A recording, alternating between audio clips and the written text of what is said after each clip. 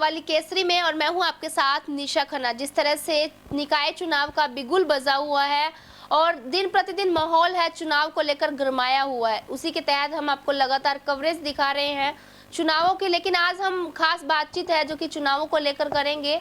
आपको बता दूं सबसे पहले कि ये वार्ड नंबर 14 से 3 बार पहले पार्षद रह चुके हैं, लेकिन इस बार है इन्होंने कांग्रेस पार्टी की ओर से चेयरमैन पद के लिए है अपना नामांकन भी भर दिया था तथा मैदान में है नजर आ रहे हैं। बातचीत करेंगे चुनाव को लेकर किस तरह की तैयारियां हैं। सर, सबसे पहले आपका स्वागत है।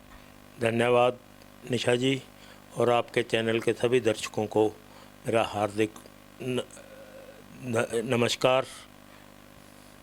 सर देखिए, चुनावी माहौल है, किस तरह की तैयारियां हैं आपकी ओर से? निशा जी, चुनावी माहौल है। चुनाव में बहुत किस्म की तैयारियां करनी पड़ती हैं। अभी तक तो नॉमिनेशन हुआ है, कल उसकी स्क्रूटनी होनी है, उसके बाद हमें चुनाव चिन्ह अलाट होनी है। क्योंकि मेरे साथ जिन लोगों ने नामांकन पत्र भरे हैं, 3 पॉलिटिकल पार्टीज़ ने अपने सिंबल पर चुनाव लड़ने का फैसला किया हुआ है। लेकिन मैं कांग्रेस समर्थित आज़ाद उम्मीदवार हूं, तो मेरे को निशान 7 तारीख शाम को मिलेगा। तो मेरा विधिवत प्रचार 7 तारीख के बाद ही शुरू हो पाएगा। अभी मैं निजी संपर्क में लगा हुआ हूं और मेरे आदरणीय नेता डॉक्टर केवी सिंह जी और हमारे प्रधान पवन गर्ग जी और हमारे जितने भी कांग्रेस कार्यकर्ता हैं अभी तक निजी संपर्क में लगे हुए हैं। विधिवत चुनाव जो हमारा है प्रचार 7 तारीख को नॉमिनेशन अपना चुनाव चिन्ह मिलने के बाद शुरू होगा। सर, आपकी तरफ से क्या कुछ मुद्दे रहेंगे चुनाव को लेकर?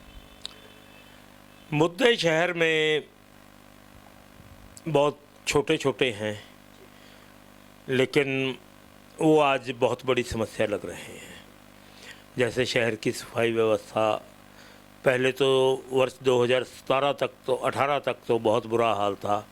हमारा शहर स्वच्छता में 300 नंबर तक चला जाता था, लेकिन हमने पीछे 3-4 साल मेहनत करके इसको लगभग 67 नंबर पर लेके आए हैं। हमारी ये इच्छा रहेगी कि स्वच्छता के मुहिम में हम हमारे शहर को हरियाणा के नंबर 1 में छोटे शहरों में लेकर जाएं। दूसरा जो है, सड़कों पर अतिक्रमण और खड्डे आदि जो हैं उनको दूर करने का हम काम करेंगे। तीसरा जो मुद्दा रहेगा, जो सरकार ने एक एनडीसी के नाम से पोर्टल चलाकर पोर्टल में रोज़ाना बदलाव करके आम लोगों को परेशान किया हुआ है और नगर परिषद में ये भ्रष्टाचार का बड़ा कारण बना हुआ है।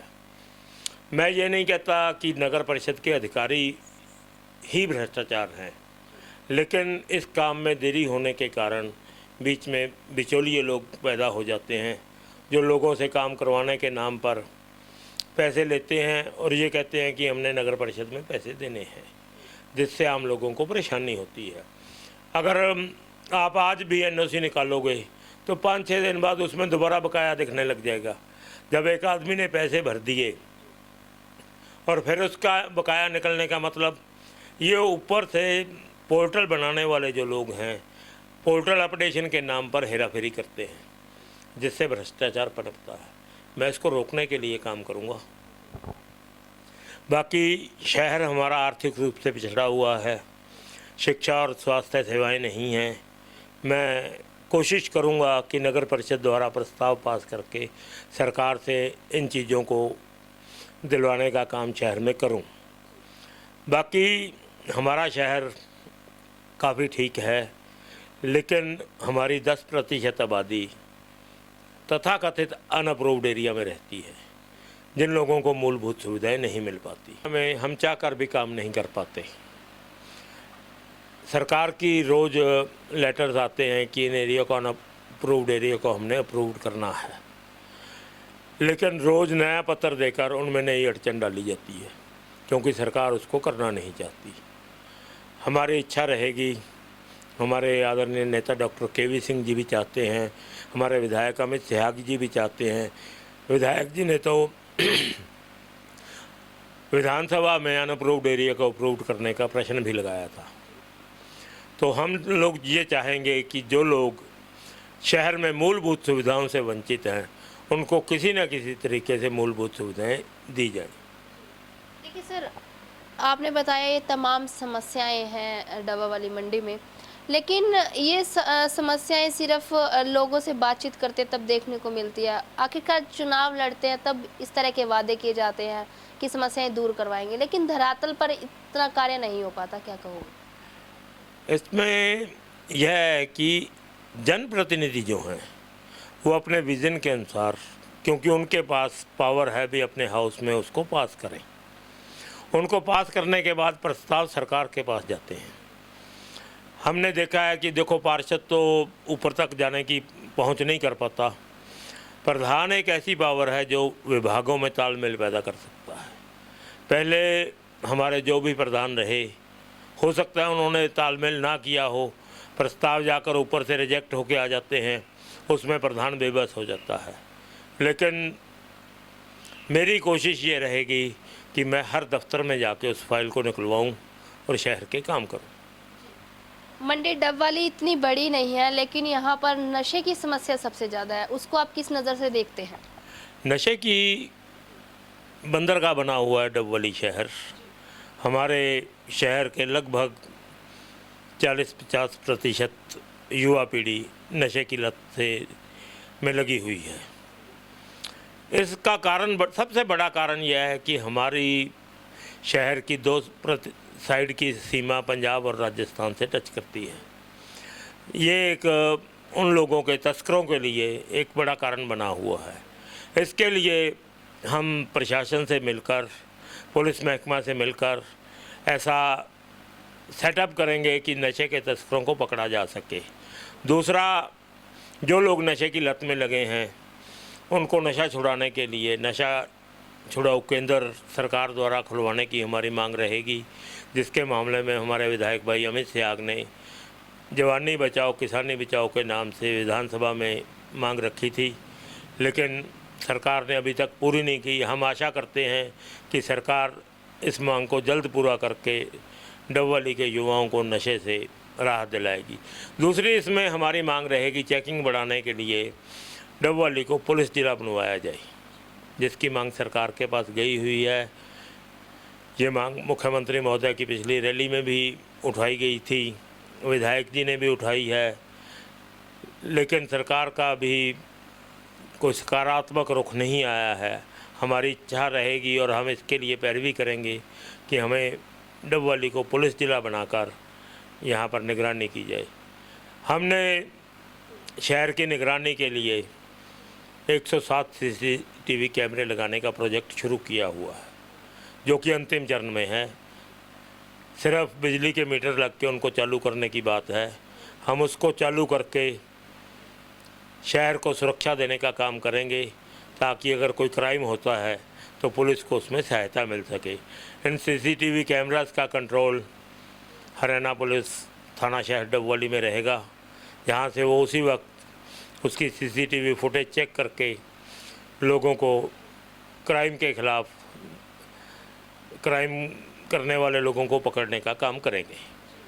देखिए, 3 बार है जो कि वार्ड नंबर 14 की जनता ने आप पर भरोसा किया, लेकिन इस बार आप बड़ी पदवी का चुनाव लड़ रहे हैं।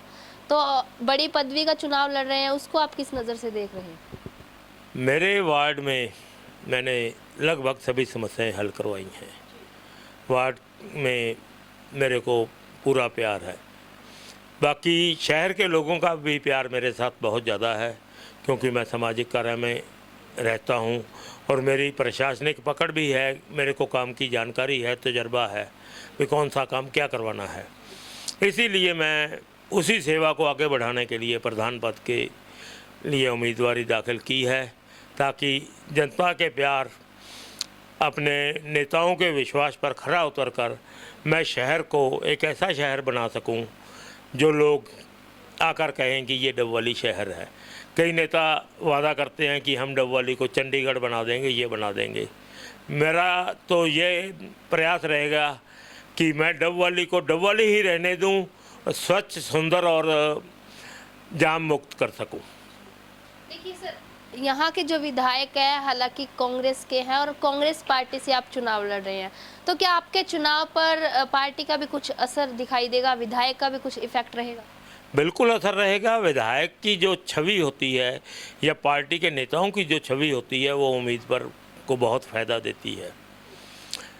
मेरे पास मेरे आदरणीय नेता डॉक्टर के.वी. सिंह जी की शराफत और नेक नियति की छवि है।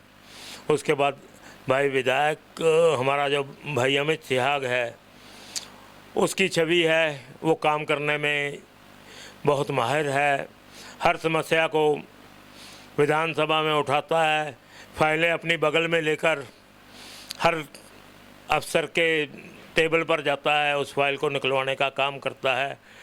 लोग ये कह के पीछा छुड़ा लेते हैं जी सरकार हमारी नहीं है, विधायक हमारा है तो क्या है, लेकिन मैंने कभी भी हमारे विधायक भाई अमित सिहाग के मुंह से ये बात नहीं सुनी कि सरकार विपक्ष की है।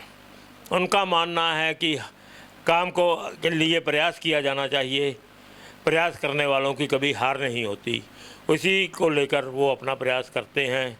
और सरकार न होते हुए भी अगर आप रिकॉर्ड निकाल के देखेंगे तो डबवाली में सभी हलकों से ज़्यादा काम डबवाली शहर में हुए हैं। मैं उदाहरण दूं तो हमारा जो गोल चौक जाम लगा रहता था, NHI के पास पैरवी करके विधायक की सोच थी, उन्होंने उसको छोटा करवा के जाम से मुक्ति दिलाई।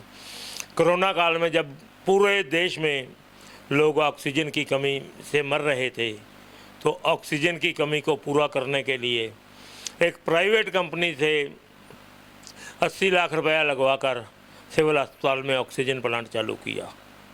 लेकिन जब उसको चालू किया तो वहाँ पर बड़े ट्रांसफार्मर की ज़रूरत पड़ी ताकि ये सही ढंग से चल सके।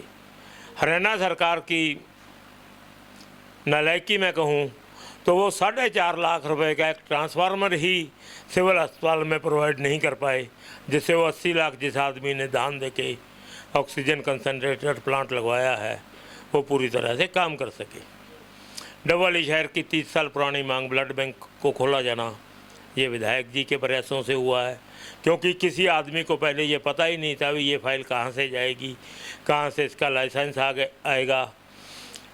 गाजियाबाद के 4-5 चक्कर लगाकर विधायक जी निजी तौर पर उस फाइल को निकलवा के लाए और डबवाली को ब्लड बैंक का तोहफा दिया। हमारे विधायक के ये काम जनता में हैं, जनता उनको प्यार देती है। मैं सारा दिन शहर में रहता हूँ, शहर के लोगों की बात सुनता हूँ, हर काम का आगे आकर उनका काम करवाने की कोशिश करता हूँ। उस कारण भी जनता का मेरे साथ प्यार है। इन्हीं जनता के प्यार के बल पर मैंने चेयरमैन की दावेदारी ठोकी है। इच्छा है शहर में अच्छा काम करने की, उसको भगवान ने चाहा तो हम उसको पूरा करके शहर को शहर बनाकर दिखाएंगे। देखिए, गठबंधन की सरकार का पहले बयान था कि अलग अलग जो है कैंडिडेट उतारे जाएंगे, लेकिन अभी गठबंधन ने एक ही कैंडिडेट उतारा है।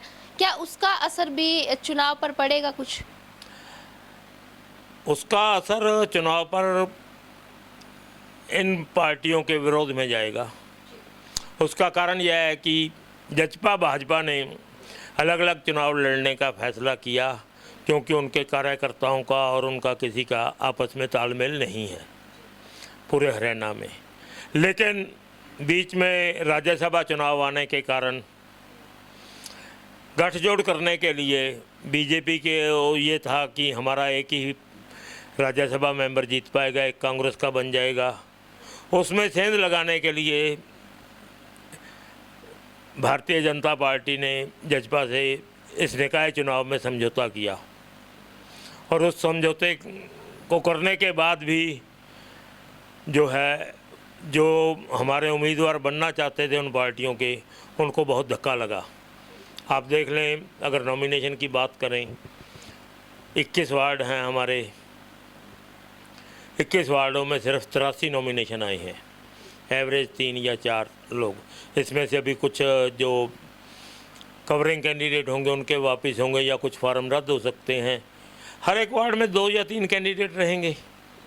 अगर हम मोटे तौर पर देखें, पार्टियां इनेलो, कांग्रेस, आम आदमी पार्टी, जजपा, भाजपा, उस हिसाब से 5-5, 6-6 कैंडिडेट तो पार्टियों के और कुछ आज़ाद होने चाहिए थे, लेकिन नहीं है। उसका बड़ा कारण यही है कि लोग जो हैं ऐसी झूठी पार्टियों से उकता गए हैं और इसका हिस्सा नहीं बनना चाहते। तो सर आप अपना मुकाबला किससे मानते हैं? चुनाव में मुकाबला तो सभी प्रतिद्वंदियों से होता है, चाहे छोटा हो या बड़ा हो। कोई भी प्रतिद्वंदी छोटा नहीं होता, ये तो हम कह देते हैं। प्रतिद्वंदी सभी प्रतिद्वंदी हैं। मुकाबले में तो हमने तो अपनी बात रखनी है भाई, और लोगों के प्यार से और लोकतंत्र को बचाने के लिए हमने काम करना है। सर हौसले बुलंद होने चाहिए। चुनाव लड़ रहे हैं, जीत हासिल कर लेते हैं तो कौन सी समस्या सबसे पहले दूर करवाएंगे? सबसे पहले मैं सफाई की समस्या और अनऑथोराइज्ड कॉलोनी पर फोकस करूंगा। इन दोनों पर काम करते हुए मैं शहर को आगे बढ़ाने का काम करूंगा। बहुत बहुत धन्यवाद सर। देखिए, बातचीत की चेयरमैन पद के लिए कांग्रेस पार्टी की ओर से मनोज बंसल ने है जो कि अपनी दावेदारी ठोक दी है और चुनाव को लेकर चर्चा की, चुनावी माहौल गुरमाया हुआ है, उसको लेकर इन्होंने बताया कि तैयारियां पूर्ण रूप से हो चुकी है चुनाव को लेकर। और बताएं कि जिस तरह से मुद्दे इन्होंने बताया कि कई मुद्दे हैं यहाँ के जो कि छोटे छोटे मुद्दे हैं, ज़्यादा बड़े नहीं हैं, उन पर इनकी पैनी नज़र है। अब ये देखना होगा कि चुनावी बिगुल तो बच चुका है, अब डबवाली की जो जनता है वो किस पर अपना भरोसा टिकाती है।